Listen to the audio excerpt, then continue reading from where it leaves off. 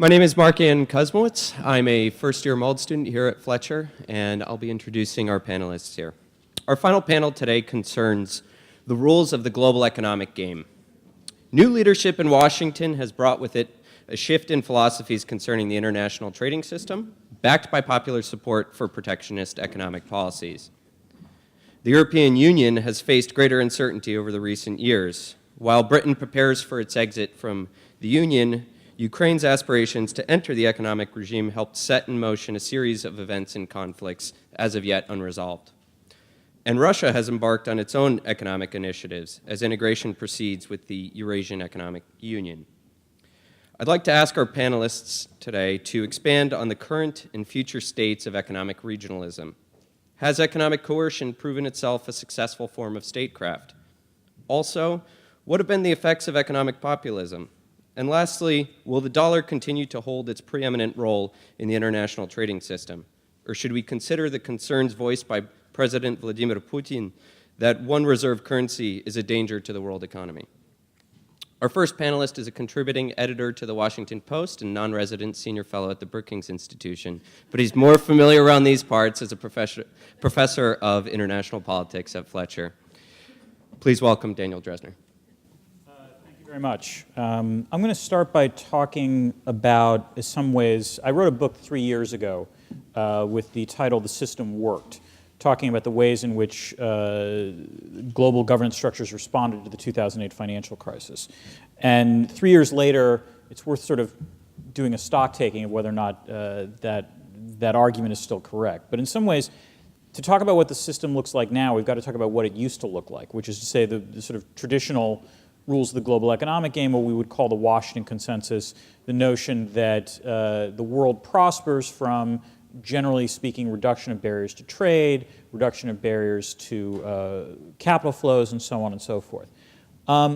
This system, you can argue, undeniably yielded significant benefits, not just to the United States, but to the rest of the world. According to the Peterson Institute for National Economics, liberalization up until 2000 added per annum something like $1.5 trillion a year to the United States GDP. So that's every year because of trade liberalization since 1945, the United States was that much richer. You can also argue that the sort of trade liberalization led to, in the post-Cold War period, the greatest mass reduction in global poverty that we have seen in history, which is not an insignificant fact. And indeed, the fact that, when the G8 got together and talked about the idea of reducing global poverty, in the end, the goals were exceeded, not necessarily because of any increase in Western economic aid, but rather because countries like China and India were able to lift a large majority of their citizens out of poverty. And the final thing is that it actually led to a sort of strong degree of economic interdependence among the great powers, and in some ways was the part of the sort of liberal international order that had the greatest consensus. While China, for example, obviously did not agree with the political elements of the liberal international order, they were enthusiasts of the idea that there should be greater trade and liberalization. Now that said, within the United States and globally, there were some weaknesses to this order, which we've also seen. The obvious one was that greater liberalization of capital flows led to much greater levels of financial volatility. So we saw a whole series of financial crises that plagued the 1990s, including Russia most prominently in 1998. And then, of course, there was the 2008 financial crisis, the epicenter of which was in the United States. So it suggested there were some kinks in the system. The second problem, and this is something where I think enthusiasts of trade liberalization, including myself, got something categorically wrong, was what we now call the China shock, which is to say that the entrance of China into the global economy, while unambiguously good for China, had very extreme distributional effects within the United States, which is to say a fair number of Americans benefited obviously from cheaper goods, from the lower price of imports, but there were clear regions of the country that were seriously and appreciably impacted from factory closures and job dislocations and so on and so forth. And those effects were much longer lasting than sort of economics 101 would have necessarily said. And so this was also potentially a big problem. And the third thing, which we're coping with now, is what Larry Summers referred to as secular stagnation. that while after the 2008 financial crisis we have not suffered a second Great Depression, we also haven't exactly suffered a great boom either. And indeed, if you compare how the global economy has done since 2008 and match it to how the global economy did after the start of the Great Depression in 1929, for the first couple of years, the post-2008 story looks rosy, which is what I said in the system worked. But we're now at a point where potentially, the global economy of 1929 or the Great Depression economy might actually be overtaking what's going now. And so that has led to the populist reaction, at least in the United States. And it's worth remembering that even though Donald Trump's victory in 2016 was a surprise, by the end of 2006, during the campaign, the four leading candidates, Hillary Clinton, Donald Trump, Ted Cruz, and Bernie Sanders, all vigorously opposed trade liberalization. They all opposed TPP. They were all on record as opposing TPP for a variety of reasons. And you saw among both parties this articulation of the notion that we need to have a more mercantilist, more zero-sum worldview. The notion that, as Donald Trump put it, the system was rigged against the U.S. economy, that even though the U.S. was the architect of all of these global economic rules through the WTO and the Bretton Woods institutions and what have you, that somehow the U.S. was perceived by many within the country, in no small part due to the China shock, as having the short end of the stick. And there was one final element, I think, of this populist blowback that's extremely important, which is the degree to which populists, as we think about them, are bitterly opposed to multilateralism as a general principle. Because one of the things that populists don't like, that populism genuinely believes that the way in which you can govern is through a sort of common sense derivation of what the general will believes. Which means that what populists don't like is checks on power. Populists want leaders who reflect the general will. They don't want the rule of law. They don't want checks and balances on the system. That can be domestic, but it's also international in the sense of multilateral checks and balances on any particular country. And so as a result, there's a great deal of hostility, even within the Trump administration, to multilateral trade agreements. That whenever, the few times that Trump has expressed enthusiasm about the idea of trade liberalization, he's always talked about it in terms of bilateral trade deals. This is what he said most recently in his APEC speech in Vietnam. The question then arises, will any of this work? In other words, will we see this sort of, this shift to a new sort of populist nationalism within the United States lead to a true fundamental change in the liberal economic order, or at least any sort of benefit to the United States? And my really quick conclusion, and I'm pretty confident about this, is no.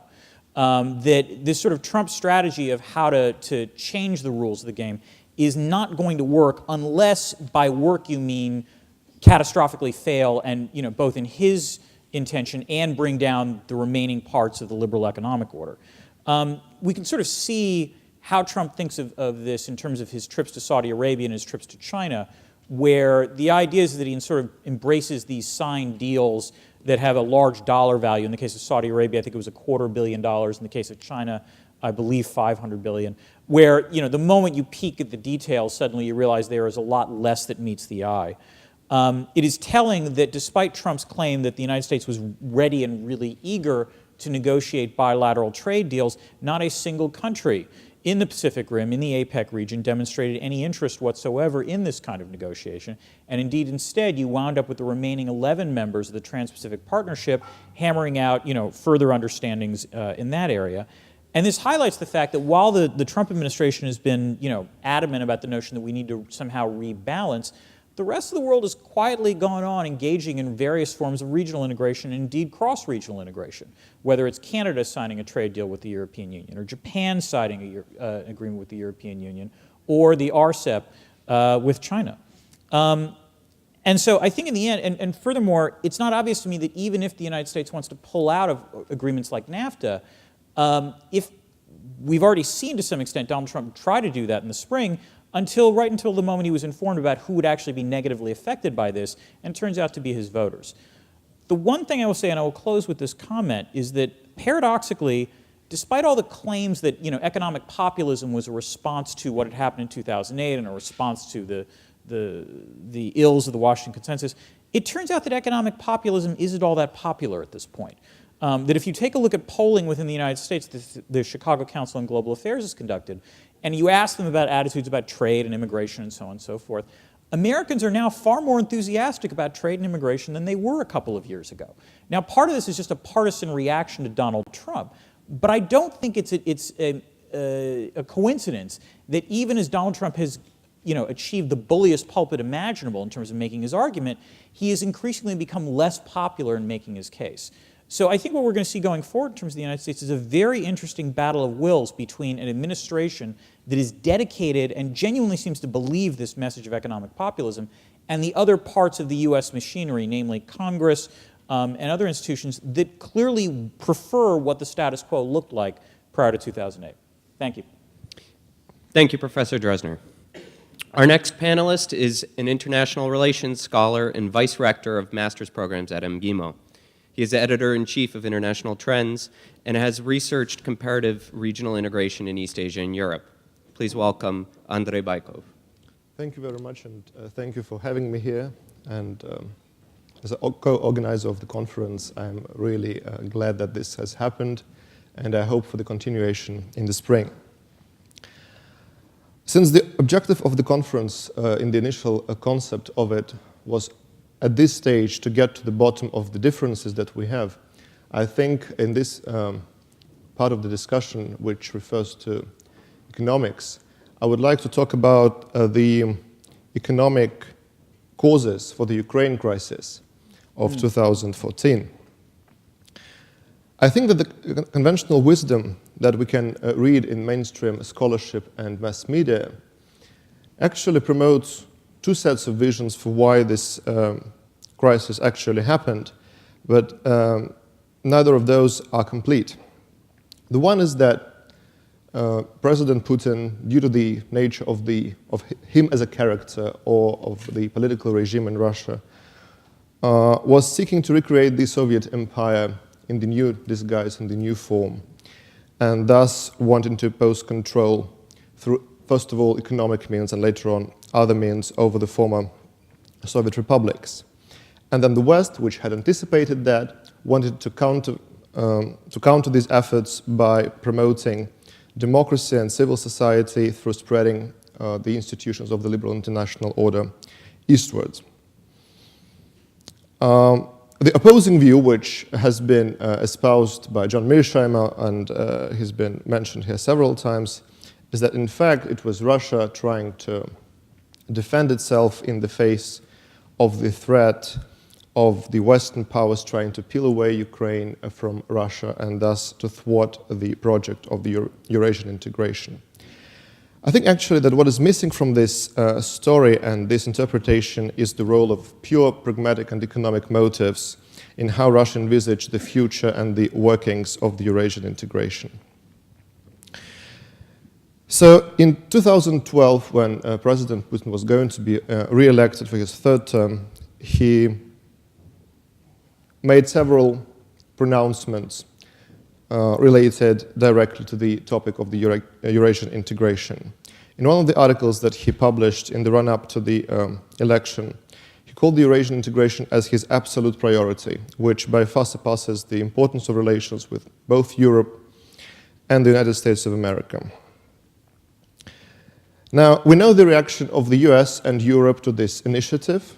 In 2012, Hillary Clinton, who was then the State Secretary, famously or infamously said that these efforts to promote greater economic integration in Eurasia is a move to re-Sovietize the region. She then continued, "We know what the goal is, and we are trying to figure out effective ways to slow down or prevent it." So what is this if not interference?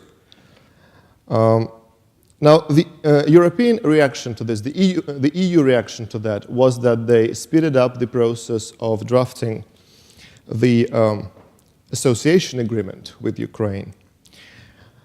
By that time, the Eurasian integration had advanced quite a bit in the Eurasian space. So in 2011, the free trade area, which involved all the CIS countries of that makeup of the CIS, was already functioning. And it meant that there was no tariff barriers, even though other types of barriers still existed. Now, Russia wanted the Eurasian integration to take place for a variety of reasons. But first and foremost, the reason was that the fair assessment of the state of the CIS economy was that if you take the period between 1991 and 1995, the manufacturing capacity and production in the CIS fell by 50%, and half of that was due to the disruption of the cooperative ties that existed between, first and foremost, Kazakhstan, Russia, Belarus, and Ukraine. In 2012, the customs union was inaugurated, and during the first year of its existence, the internal trade between this trio among the three countries rose by 40%. Interestingly enough, the turnover, the internal trade between Kazakhstan and Belarus rose by the factor of 5. And the reason for that was that the goods that were moving from east to west or in the opposite direction had to go through two state borders, and half the time the trucks or other types of transportation were taking to get from A to B, from Belarus to Kazakhstan. They were just remaining still at the border waiting for the customs formalities to go through. Now, but Ukraine has always been essential in the Eurasian integration initiative. Without Ukraine, no genuine and productive Eurasian integration could have ever taken place. And the reason for that is the enormous extent of economic interdependence between Russia and Ukraine, which existed by that time. Here, I must remind you that in 1991, when the Soviet Union collapsed, Ukraine was one of the leaders in the European continent in terms of heavy production and in some types of light manufacturing, and it started out its economic existence as a country completely free of any foreign debt, because as we all remember, Russia took the responsibility for all external debt for all the CIS countries. By 2014, the level of production cooperation between Ukraine and Russia was really, really remarkable. In 25 industries, there existed 100 monopolies, both on the Ukrainian side and on the Russian side, which accounted for 100% of the deliveries of certain parts and components of industries to Ukraine and to Russia. I would just like to give you several figures that illustrate this point. If you look, for instance, at the production of turbine engines and of the planes and helicopters, Russia was the only commissioner of that type of products to Russia. And on the other hand, Ukraine received over 70% of all components and parts for the turbine and aviation industry production. Russia accounted for 40% of all direct investments in the country.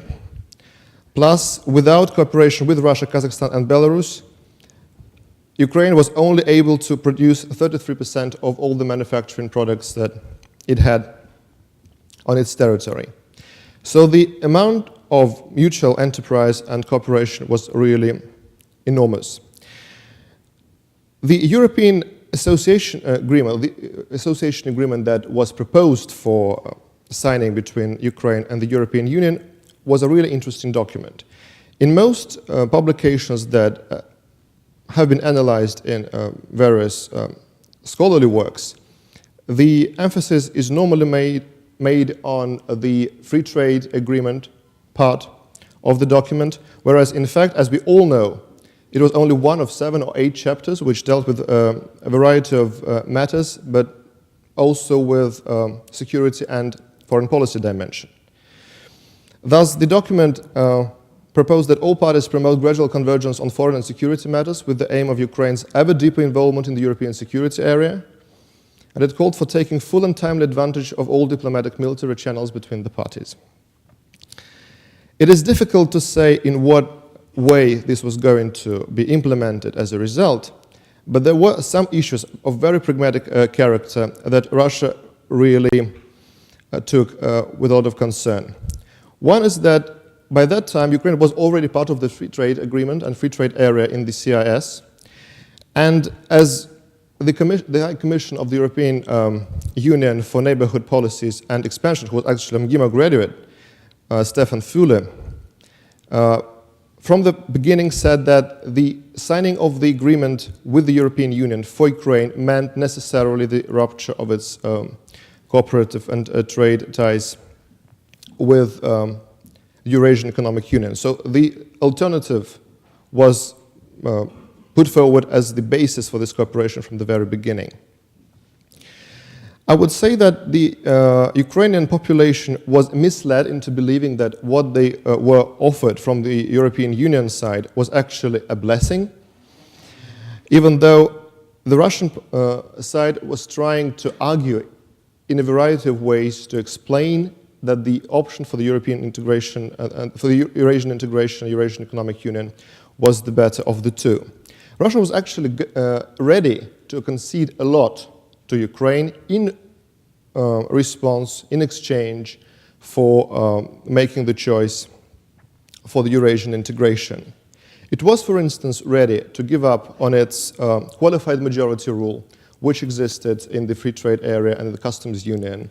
And it was announced back then that Russia was moving within the Eurasian Economic Union to the system in which every country would enjoy one vote in making all the decisions, and every country would have 3 votes on the Eurasian Commission. It also offered to move the supranational institutions of the Eurasian Economic Union to Kiev as one of the alternatives, at least some of the institutions, but it was also talking about the Eurasian Commission.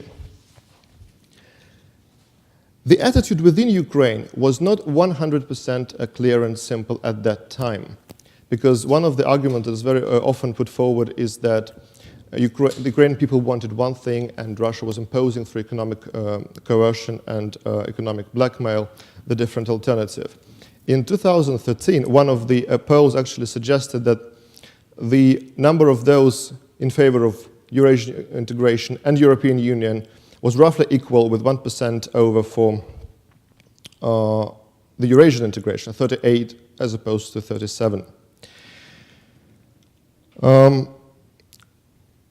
Now, what is the result, what is the cost of this European integration choice for Ukraine?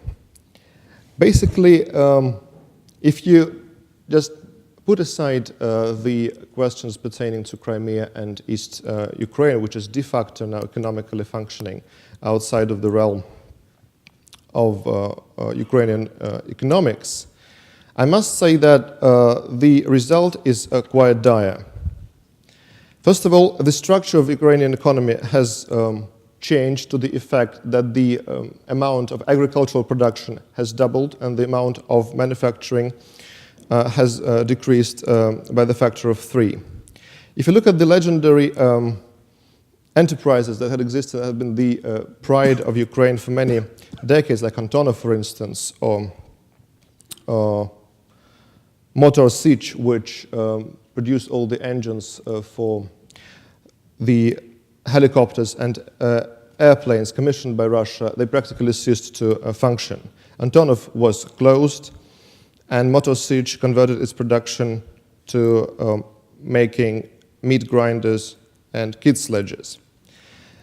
8% of the missiles Zenit, which was created for the Russian space program, was de facto commissioned and financed by the Russian enterprises, and this program had been stopped completely. Generally, the aviation and space industry, which was one of the strongest in Ukraine, had decreased in terms of its overall turnover by the factor of 17. Interesting example. Ukraine in 2013 was making 53 train carriages, and 44 of those were exported to Russia. In 2015, only 1,054 carriages were produced. The reason for this kind of policy, which was de facto imposed on Ukraine by getting it to opt for the European track, European alternative as opposed to Eurasian alternative, is really difficult to figure out. Maybe one of the insights which can illuminate this sort of motivation behind this reason was what Ambassador Jeffrey Pyatt said regarding the role that Ukraine was supposed to play in the future economic order, because at that time he said that Ukraine was meant to become the agricultural superpower. That is for the country which actually accounted for 80% of high-tech technology at the time the Soviet Union collapsed in 1991. The biggest victim of what happened, I'm absolutely convinced, is the Ukrainian people. It is quite known that it is not just about industry or manufacturing, it's also about the economic migration. We all know about the number of Ukraine labor migrants traveling to Russia right before and after the crisis. This number actually has not decreased that much, but the conditions in which the labor migrants have to work and remit their wages has become much more difficult than it used to be. The association with the EU, which effectively took place on the 1st of January 2016, is an irreversible step on the part of Ukraine. There is no going back to the conditions that Russia was offering to Ukraine in 2013. And it is quite clear that no meaningful recovery for the Ukrainian economy is foreseeable. Is possible in any foreseeable future. So long-term stagnation is the scenario that Ukraine is unfortunately should be preparing for. There is an interesting case, I think, here on the material of the Ukraine crisis, if analyzed from the economic side, is in what way actually economic interdependence between countries can be a guarantee against any conflict. I think that in that particular case, it showed that it is much more about other considerations like values, interests, but also about who cares more about what in every conflict. I would say that the difference between the approaches, by summing up, between Ukraine, Russia, Brussels, and Washington when it came to the economic alternatives and scenarios for Ukraine was that there was no clear policy in Ukraine regarding its economic future. Nobody was actually caring about what the Ukrainian people themselves would benefit from, whereas both Brussels and Washington had a very clear policy of making this not possible for Ukraine to opt for the Eurasian Economic Union. For what reason? Well, looking objectively at the facts, one could say that to thwart the Eurasian Economic Union project from succeeding, also thwarting the military capacity of the Russian Federation. But I think self-determination of Ukraine was never an issue there, because the Ukrainian people didn't actually have any say in why the decision in favor of EU or Eurasian Economic Union was made, and only later on, when some of them took up arms to fight for their fate, some self-determination actually began to manifest itself, but unfortunately back then it was a completely different scenario, having very little to do with economics as such. Thank you very much. Thank you, Professor Baykov. Our final panelist's research has focused on the political economy of development, post-conflict peace building, and political order and natural resource governance, with a regional focus on East Asia and the Pacific. She's an associate professor of national security affairs at the Naval Postgraduate School in Monterey, California. Please welcome Naazneen Barma. Thank you, Markian, and thank you to Dan and to Andrey for organizing such an engaging conference and for inviting me to be on the panel with you at the end of the day, especially since I am anything but an expert on U.S.-Russia relations. In admission of that fact, we agreed that I would talk a little bit about the kind of global evolving landscape in terms of the economic governance picture and focus more on the rest of the world, particularly on Asia, as did Salman in the panel earlier. I want to make one big sort of provocation, I hope, and point to 3.5 points that might illustrate what I'm driving at. And that proposition or provocation is that the rest of the world today, it's kind of moving away from the Atlantic focus and the Eurasian focus that we've had for much of the day, is increasingly experiencing and conceiving of the global economic system as transactional and not institutional in nature. And I'll say a little bit more about what I mean by that. But I just want to state at the outset that that's an incredibly big shift, especially because, as Dan said a few minutes ago, the economic sphere has been, since the Second World War period, one of the most thickly institutionalized realms of international cooperation. And what I'm going to suggest is that we're seeing less and less institutionalized cooperation in this sphere. But for the rest of the world, that move to a transactional order might actually offer a great deal of opportunity. And the issue in terms of the US-Russia relationships and for the US and Russia individually is whether they will also sort of take hold of some of those opportunities. So the overall picture to start out is one of, I would argue, fading US centrality in the global economic system. I think Dan was sort of pointing to some of that, and I'm going to push further on that. Some of it has been intentional in terms of the Trump administration's sort of recent moves, and some of it has been unintentional in terms of a gradual kind of realignment of power. And we're going to see both drawbacks and advantages to that sort of fading US role. The drawbacks are evident. There's an increasing instability, there's an increasing uncertainty about what the global economic picture is going to look like, but there are advantages conceivable as well. And in particular, those advantages are that there could be more decentralized innovation in terms of global economic governance that might actually match the current landscape better. I would also argue that our focus sort of academically and practically in terms of policymaking, in terms of focusing on institutions and regimes, has perhaps reified those institutions and regimes in such a way that has prevented us from thinking about what alternative mechanisms of global public goods provision might be. So things like financial system stability, the role of the dollar as the reserve currency, the open trading system, Kindleberger's kind of iconic quintessential public good. Those are things that we have assumed have to be provided by institutions and regimes. And I think we're in a moment where we could sort of ask ourselves, and the rest of the world is starting to kind of act on this, of whether those types of global public goods and certainly regional public goods can be provided through a more transactional approach to international cooperation as opposed to this traditional institutionalized approach. Even if we are shifting from a positive global sum sort of economic system as embodied in the Bretton Woods system, as Dan described it, to one where people care more about relative gains as a result of the economic populism across the world, interests and norms can still align. And so a transactional order can still achieve a great deal of cooperation on these public goods.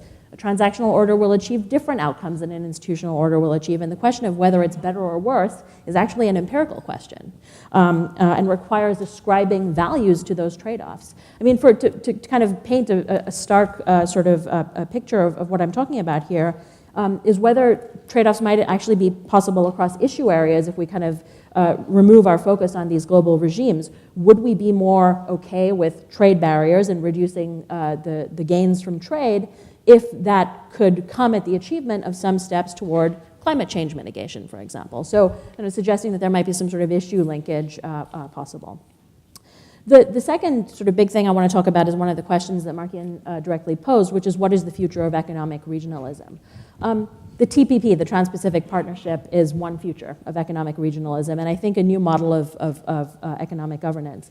I would characterize it as many have, as a mini-lateral approach to liberalization that actually has kind of fairly gold-plated standards such that the countries that subscribe to it and manage to come to an agreement on it have considerable benefits that they could reap from that.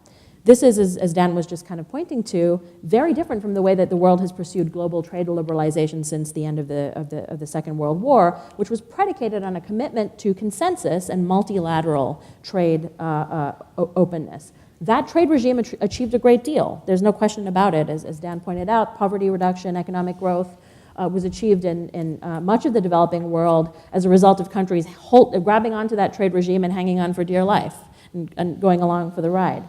But what that trade regime also did was achieved that type of progress very incrementally. It required massive, costly coordination among a great number of countries to agree to these reforms and standards. And I think that worked well when there were low-hanging fruit to be achieved. Getting rid of tariffs, even getting rid of non-tariff barriers, the big sort of rounds of achievement of the global agreement tariffs and trade in the 1960s and 1970s. And I would suggest now that when we've come to a moment in the global trade regime where there are relative gains issues to be grappled with in terms of trade, those forms of multilateral consensus-based coordination are just less likely to happen. I mean, I would go so far to say, and I think I have in print, that the Doha round points to that type of multilateral trade approach being dead in the water, essentially. Instead, advances are being made in these bilateral and minilateral pacts on the edges of the global trade regime, and where the benefits of signing on can really be considerable. And I think that the progress in those sort of small minilateral approaches is really consequential enough that we should stop reifying the institutional multilateralism and sort of privileging global consensus in and of itself. The fate of NAFTA, the fate of the EU will chart out another potential future of economic regionalism. It's conceivable in a way that I don't think would have been possible before the election of Donald Trump that the US will be retrenching economically behind its borders while its erstwhile trade partners and economic partners are simply moving on without it. And I think that really echoes something that Dan ended with.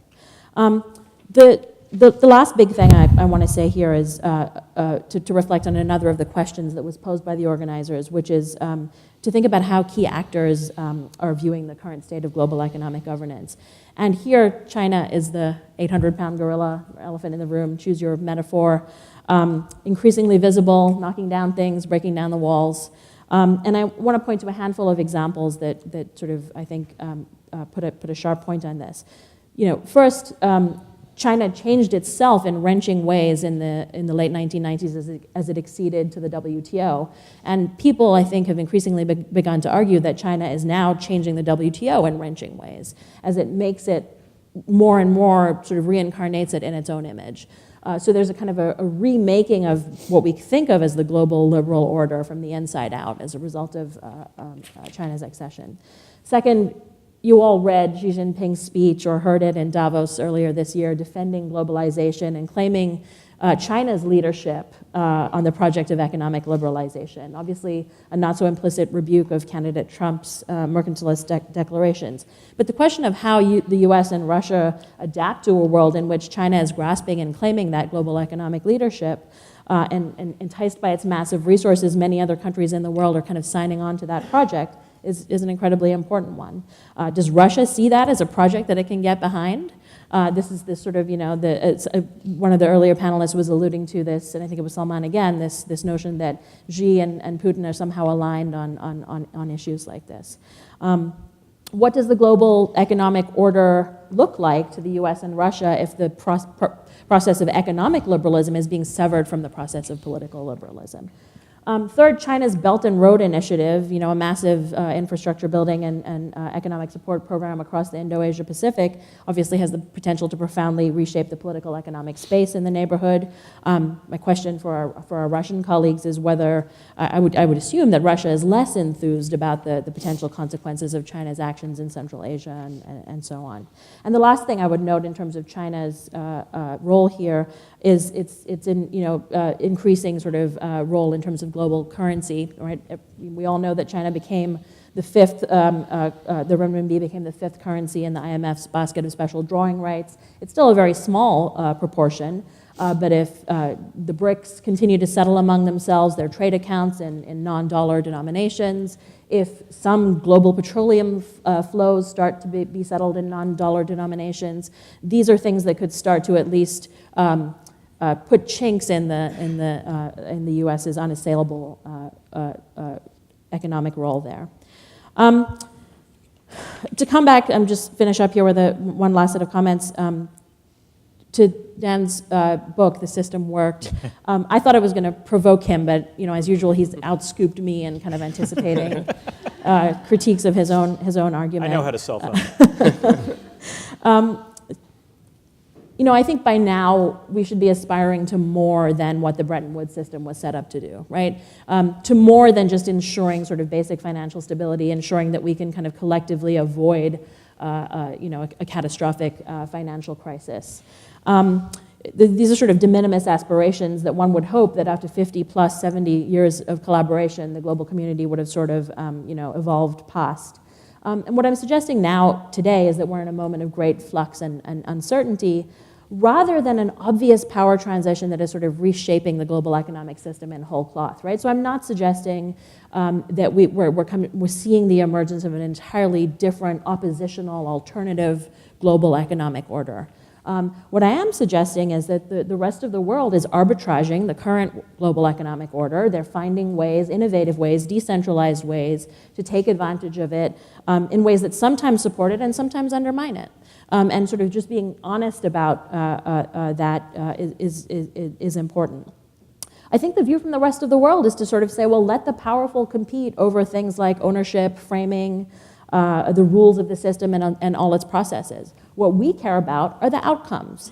And what we are going to do, instead of emphasizing the processes and the mechanisms and so on, is come to these small, ad hoc, bottom-up deals, to use a Trumpian term, to get the outcomes that we want, instead of focusing on these large, top-down, coordinated efforts to get perhaps outcomes that nobody really wants. Another way of putting all this is that there's an increasing emphasis on global economic functions being performed without an obsession of the forms in which they are being, what form provides them, and then credit to Danny Roderick in terms of that concept. What the rest of the world cares about is the results, and they're agnostic about the means taken to get the ends that they want. Thank you, Dr. Barma. At this point, I'd like to open up the floor if there are any questions. Otherwise, we'll go to Pigeonhole. Professor Khan.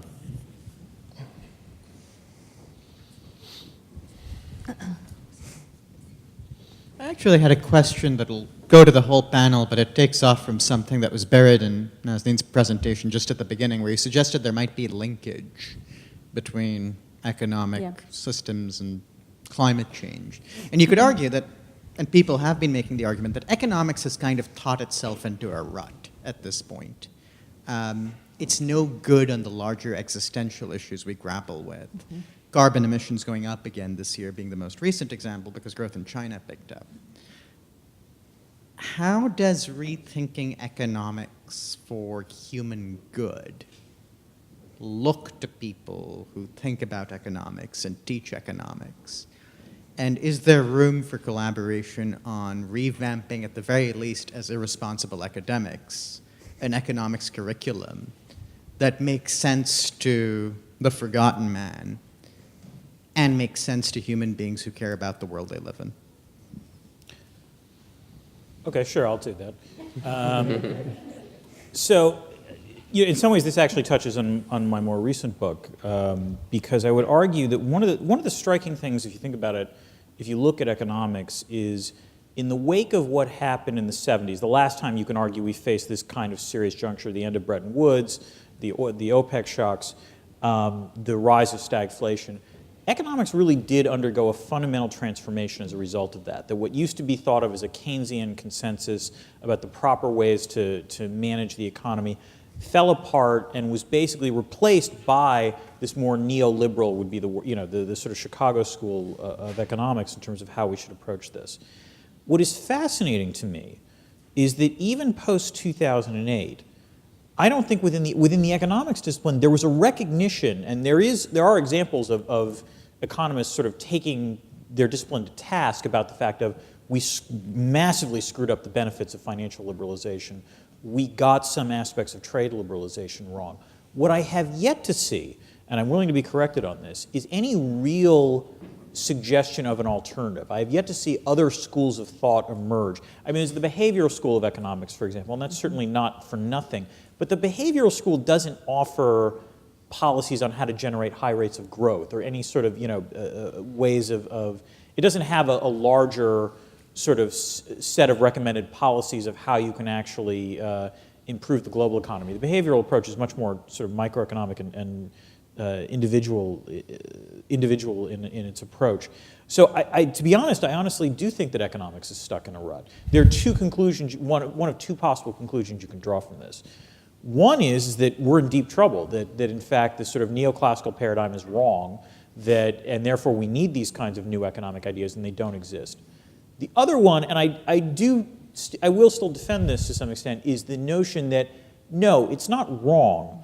That rather we are still dealing with the overhang of the worst financial crisis in a century. It's going to take some time for the global economy to grow its way out of that, and that just because we had a financial crisis does not mean that rational expectations is a wrong idea, or laissez-faire economics is necessarily wrong. I would just add one brief thing to that. I feel like I say at least 3 times a day, I'm not really an economist, and then preface my, but I am a disciple of Albert Hirschman, as I know, is Dan, yes, who sure. was the person who sort of, I think, coined the concept of linkages as you framed it. And he was also somebody who emphasized a great deal the importance of sort of practice and problem solving, and sort of, his famous book was Development Projects Observed, which was him out in the world in Latin America kind of trying to understand why do development projects fail by kind of working with them. And I think there is a turn back to that style of economics research and teaching in the development economics field that is starting to percolate out. And sorry, just to follow on this is where I'm agreeing with you.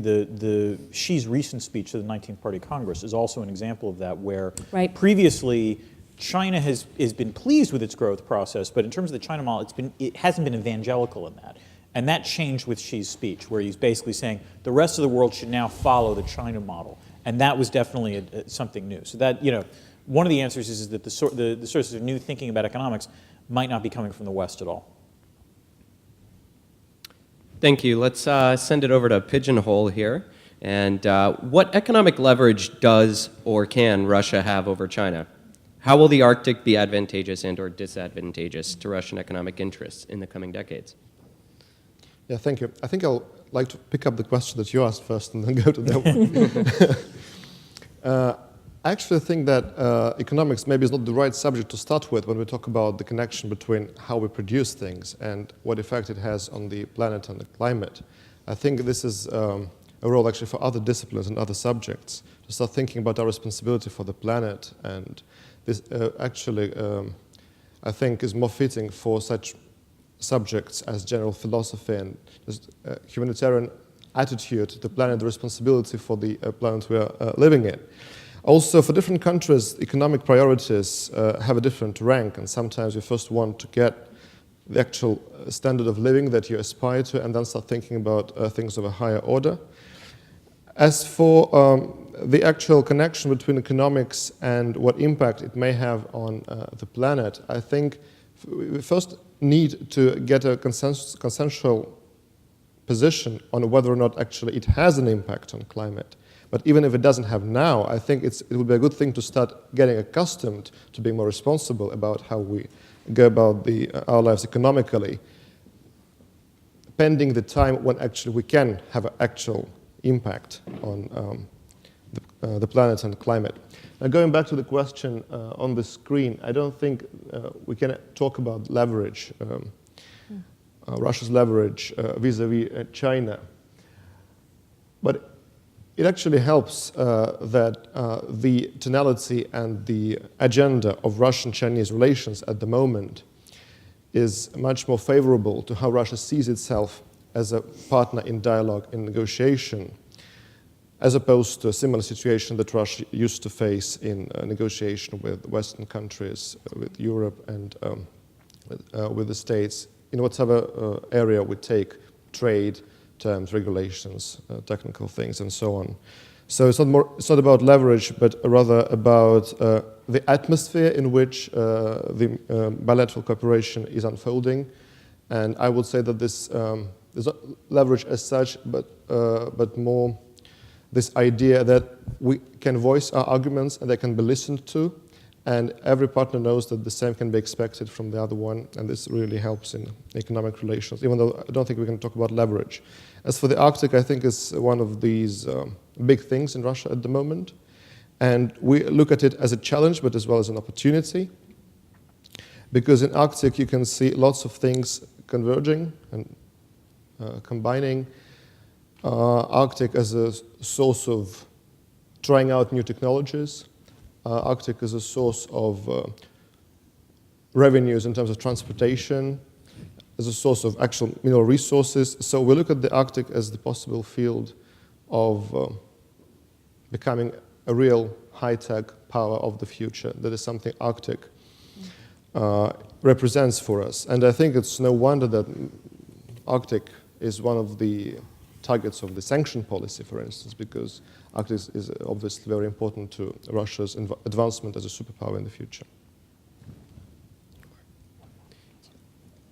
I'd like to ask a question about the use of economic coercion. The use of sanctions by the U.S. and EU against Russia following its Crimea annexation have helped place some stress on the Russian economy, but even considering the cash drain of integration of Crimea, depressed oil prices and negative or stagnated GDP growth, domestic support for Russian foreign policy hasn't eroded, and Crimea seems to be off the table for the foreseeable future, and a lasting peace settlement in Donbass remains yet out of reach. My question is Russia proving themselves immune to such economic coercion with their current leadership? And is this form of statecraft inherently misguided? Are we likely to see a shift in these policies going forward? So I'll be happy to answer, but I'm perfectly also happy to answer Andrey. I think the answer to this is a very simple one, which is to say, as a general rule, sanctions among great powers don't work. The notion that you are going to use economic statecraft to get a great power to give up territory is a pipe dream. So part of this is that, in some ways, the fact about sanctions against Russia is not that Russia has given up the Crimea, because that was never in the cards.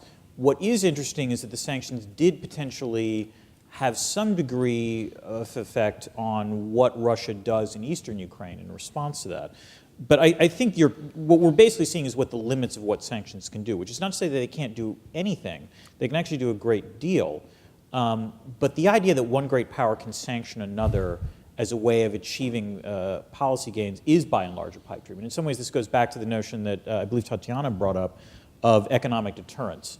And indeed, Larry Summers referred to it as sort of an economic balance of terror. Between the United States and China, for example, although there's a host of potential contentious issues, the bilateral economic relationship is so powerful that neither side really wants to risk a genuine all-out severing of conflict. In some ways, the very fact that the United States even contemplated sanctions against Russia was primarily because there wasn't that great a deal of an economic relationship between the two. And indeed, it was the Europeans that have borne the brunt of that kind of sanctions imposition. So I do think that it shows the limits of economic statecraft, but I also think anyone who ever thought they were going to work on this was somewhat deluded. Right. I think the sanctions haven't really worked in the way they were supposed to work, the way they were designed, because especially the first batch of sanctions was designed to cut down President Putin's political base in the country, especially amongst the oligarchs, as we call them, and now you call them as well. But I think it is quite difficult to estimate the actual effect the sanctions have had, because on the one hand, the direct effect is sometimes put at 1.5%, 2% of the would-be growth in terms of GDP. But the poisoning effect of sanctions for the investment climate is really difficult to assess, and I think it really has a big impact on the Russian ways to recover economically. But I would say that the drive for Eurasian integration was in part the understanding that the internal resources for the growth inside the country had been largely exhausted, and the flaws and shortcomings of the economic model according to which Russia had been developing up until 2014 were already evident. So the Eurasian integration and this push for involving Ukraine in it in a more institutionalized way was already a recognition by the Russian economic authorities that something is definitely wrong with the way according to which it is developing economically. And sanctions may have slowed down the growth, but actually all the factors in favor of this slowing down were already there before the sanctions. Thank you to all our panelists for sharing your views on this subject and for traveling to Fletcher to be with us today. Your presence here has contributed to a very rich dialogue, and we're all grateful for it. So Thank you very much. Spasiba.